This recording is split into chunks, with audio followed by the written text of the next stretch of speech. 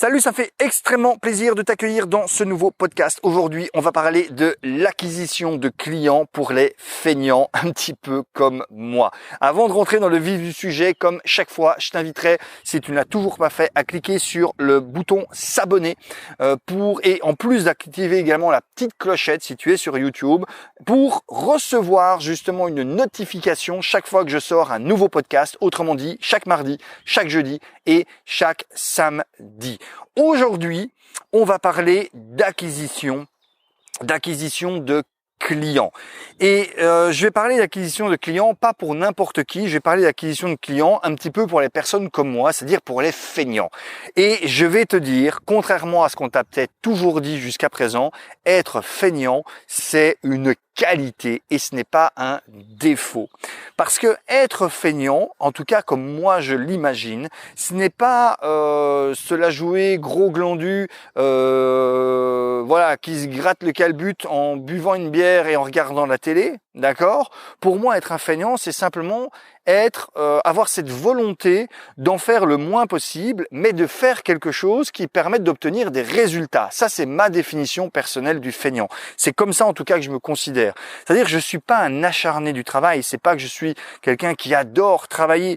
Moins je sais en faire et plus ça me permet d'obtenir des résultats, plus je suis aux anges, d'accord ? Je ne me shoote pas au travail. Il y a des personnes qui sont shootées au travail, aux heures de travail, au fait d'en faire toujours plus.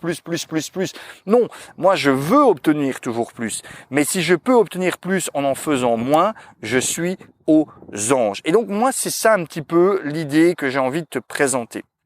Et pour ça, quand je regarde un petit peu tout ce qui existe, il y a plusieurs manières, bien entendu, de faire de l'acquisition de clients.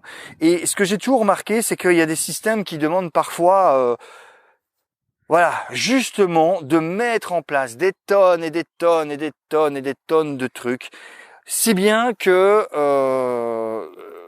quand tu es feignant, ça ne marche pas parce que tu as besoin de créer des tunnels de vente, t'as besoin de créer des upsell 1, des upsell 2, puis des downsell, tu as besoin de créer des espèces de trucs un peu automatisés, des trucs... Enfin bref, tu as besoin de créer tout un système très chiadé qui va prendre un temps de fou à créer.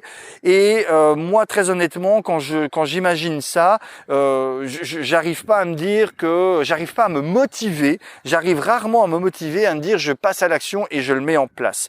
Mais ce qui est top, c'est qu'il existe un système qui peut très rapidement et très facilement, en tout cas, te rapporter des clients, donc te permettre de faire de l'acquisition de leads et puis de transformer ces leads ou une partie de ces leads, en tout cas, en clients, sans avoir besoin justement d'un truc hyper chiadé. Et ce système, c'est tout simplement en 2020 encore et toujours l'email marketing. L'email marketing, et oui, c'est pas un truc tout nouveau, c'est pas du TikTok, c'est pas de l'Instagram, c'est pas des Messenger bots, etc. Non, c'est rien de tout ça, c'est le bon vieux email marketing. Et l'email marketing encore, alors au moment où j'enregistre ça, nous sommes toujours en 2020, encore en 2020, comme ça l'était le cas en 2019, comme ça a été le cas depuis déjà ces 10, 20, 25 dernières années, comme ce sera encore le cas pendant de très nombreuses années, l'email marketing reste un canal d'acquisition et un canal d'acquisition de leads et de transformation de ces leads en clients. Ça reste toujours un canal très efficace et ça reste aussi et surtout probablement un des canaux les plus simples à mettre en place. Donc, si tu es un peu comme moi, le même style, le même type de fainéant que moi, c'est top. Pourquoi ? Parce que l'email marketing, dans sa version la plus simple, c'est quoi ? Tu as juste en fait besoin d'avoir une page de capture, comme le nom l'indique, qui te permet de capturer légalement des emails, parce qu'on n'est pas là dans le délire d'aller acheter des bases de données complètement pourries. Tu as juste à mettre en place une bête page de capture qui te permet de capturer des emails de personnes intéressées et à faire en sorte, peu importe la manière, d'amener des gens vers cette page de capture. Ensuite, tout se règle avec ton autorépondeur, avec le système qui te permet d'envoyer des emails. Et le reste du processus de vente, tu vas le gérer uniquement, et tu peux le gérer uniquement par email. Il y a quelques temps de ça, alors je suis toujours un petit peu perdu dans les dates, je pense que c'était fin 2018, j'ai réussi à faire 4377 € pour être précis de vente sur une liste qui contenait, je pense de mémoire, 42 emails. D'accord? 4377 € de vente sur une liste qui représentait 42 emails. Et je n'ai pas fait de page de vente, j'ai pas créé de tunnel, j'ai rien fait de tout ça, j'ai juste écrit un email et j'ai réécrit ensuite un deuxième email qui reprenait en partie, en PDF d'ailleurs, le premier email. Et c'est en faisant ce système-là par email que j'ai généré ces ventes. Et c'est ça en fait moi j'adore avec l'email marketing, c'est la simplicité possible qui te permet tout simplement de générer des ventes. Pourquoi? Parce qu'à partir du moment où tu as créé cette formulaire de capture, soit dit en passant, tu prends un truc comme System.io, en quelques clics, tu as créé ta page de capture. Tu n'as même pas envie de prendre System.io, tu passes sur un truc même comme Mailchimp. Mailchimp te permet aussi de faire des pages de capture très simples, très efficaces, et boum, tu as ton autorépondeur. Ensuite, tu envoies tous les jours des emails au goutte à goutte aux personnes qui sont dans ta liste. Tout simplement. Est-ce que tu dois préparer une séquence mail? Est-ce que tu dois créer des conditions en disant si machin et si machin et si machin et que pas si machin, il reçoit ça, sinon c'est ça? Non. Tu collectes des emails et jour après jour, éventuellement tu fais un break le samedi, jour après jour, tu envoies des emails. Tu as envie d'en envoyer 2 un jour, eh ben t'en envoies 2 un jour. T'as envie d'en envoyer 3 un jour, eh bien t'en envoies 3 un jour.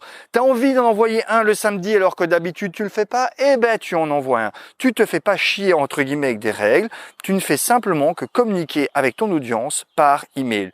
Tu communiques sur quoi?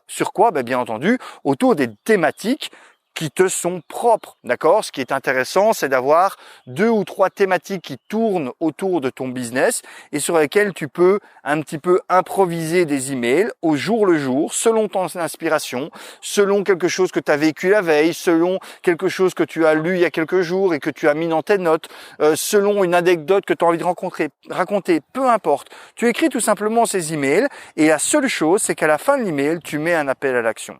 Et si tu veux vraiment te la jouer gros feignant de chez gros feignant qui n'a même pas envie d'écrire une page de vente, de se faire chier avec du copywriting ou etc., à la fin de ton email, tu peux même tout simplement, moi je le fais très souvent, tu peux tout simplement à la fin de cet email proposer aux personnes de réserver une session avec toi, un call, un appel, durant lequel justement tu vas évoquer leur situation par rapport à ta thématique et puis c'est lors de l'appel où si tu te rends compte que la personne est intéressante et qu'elle en a la possibilité, où tu fais tout simplement la vente. Point barre. Et ça marche, ça fonctionne. Et après, la seule chose que tu as à regarder, c'est comment faire pour grossir cette liste petit à petit. Alors, c'est pas l'objet du podcast aujourd'hui. Je vais pas t'expliquer de A à Z comment le faire, mais parce que de toute façon, ce serait beaucoup trop long. Mais bien entendu, ce que je voulais vraiment insister par rapport à ça, c'est que la simplicité, parfois, c'est la clé. Et surtout, la morale que je voulais t'expliquer par rapport à ça, c'est que arrête avec les excuses. Il faut arrêter avec parfois les excuses de dire « Ah oui, mais bon, avant que je me lance dans le business, il faudrait que je construise ça, il faudrait que je mette ça en place, et puis il faut que je fasse ça, et ça, et ça. » Mais donc tu te rends compte, Olivier, ça va me prendre des semaines, voire des mois pour mettre en place. Non, fuck, bullshit, n'importe quoi, c'est faux. En une demi-heure, 45 minutes, 1 heure à la limite si tu traînailles, montre en main, tu peux mettre en place ton tunnel d'email marketing et tu peux faire en sorte d'avoir tout ce qu'il te faut pour commencer à communiquer avec tes futurs clients. C'est tout. La seule chose qui importe, c'est d'avoir cette volonté et cette envie de passer à l'action. Et tu peux avoir ton premier business qui se lance de cette manière-là. D'accord? Simplement en mettant un petit formulaire de capture, même pas forcément joli, on s'en fout, mais quelque chose qui explique pour quelles raisons les personnes devraient s'inscrire sur ta liste et prendre le pli tous les matins de prendre 10 minutes, 15 minutes le matin, ou alors moi, tu as cité dans ma liste, tu as remarqué que je suis pas toujours régulier parce que réellement, je ne prépare pas mes emails à l'avance, sauf de très rares exceptions, mais généralement, l'email, je l'écris vraiment, donc l'email que tu reçois, par exemple, lundi, je l'écris lundi. Celui que tu reçois mardi, je l'écris mardi. Parfois, j'écris cet email à 8h30 du matin et donc tu le reçois vers 8h45. Parfois, j'ai la flemme mais je l'écris seulement vers 11h30 midi et tu le reçois vers l'heure de midi ou même début d'après-midi. Voilà, arrange-toi comme tu veux. Mais c'est tout. Tu prends juste cette habitude après de communiquer et de mettre un appel à l'action. Et cet appel à l'action, si tu n'as même pas envie de te faire chier avec une page de vente, c'est pas nécessaire. Tu peux avoir un business sans avoir de page de vente. Donc, qu'est-ce que je veux te dire par là? Je ne te dis pas que c'est le truc sur lequel tu vas rester toute ta vie d'entrepreneur. Bien entendu qu'à un moment donné, tu vas développer d'autres choses. Mais ne prends pas comme excuse que ça prend du temps de mettre en place les choses pour développer un business. C'est qu'une putain d'excuse. Ça prend 45 minutes pour le faire, d'accord? 45 minutes pour le mettre en place et ensuite un quart d'heure tous les matins ou un quart d'heure tous les jours pour envoyer un email à ces personnes qui rentrent dans ta liste. Times, et tu as moyen de faire des ventes comme ça. Donc garde vraiment ça à l'esprit.